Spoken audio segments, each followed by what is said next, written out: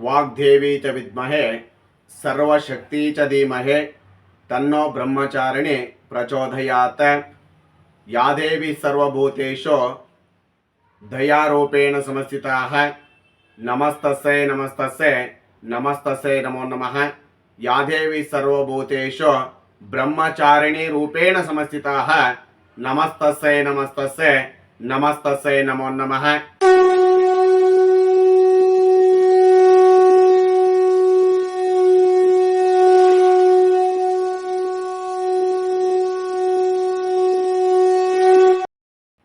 ಶರನ್ನವರಾತ್ರಿಯ ಎರಡನೇ ದಿವಸ ಬ್ರಹ್ಮಚಾರಿಣಿ ವಿವರವನ್ನು ಶಕ್ತಿಪೀಠ ಯೂಟ್ಯೂಬ್ ಚಾನಲ್ ಮುಖಾಂತರ ನಾವು ಇವತ್ತಿನ ದಿವಸ ವಿಸ್ತಾರವಾಗಿ ತಿಳಿಸಲಾಗುತ್ತದೆ.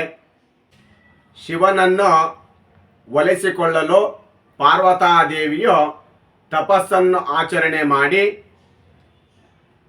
ಪಾರ್ವತಾದೇವಿಯ ಈ ರೂಪಕ್ಕೆ ಬ್ರಹ್ಮಚಾರಿಣಿ ಎಂದು ಕರೆಯುತ್ತಾರೆ. ಬ್ರಹ್ಮಚಾರಿಣಿ ದೇವಿಯನ್ನು ಮಲ್ಲಿಗೆ ಹೂವಿನಿಂದ ಅಲಂಕೃತಗೊಳಿಸಿ ಪೂಜಿಸಲಾಗುತ್ತದೆ. ಬ್ರಹ್ಮಚಾರಿಣಿ ದೇವಿಯು ಪ್ರೀತಿ ಹಾಗೂ ಶಾಂತಿಯ ಸಂಕೇತಕ್ಕೆ ಹೋಲಿಸಲಾಗುತ್ತದೆ. ಬ್ರಹ್ಮಚಾರಿಣಿ ದೇವಿಯು ದೈವಿಕ ಅಂಶ ತನ್ನಲ್ಲಿ ಮೈಗೂಡಿಸಿಕೊಂಡಿರುತ್ತಾರೆ. ಶುದ್ಧತೆ ಹಾಗೂ ಪರಿಶುದ್ಧತೆ ಎಂಬುದಾಗಿ ಪರಿಗಣಿಸಲಾಗುತ್ತದೆ.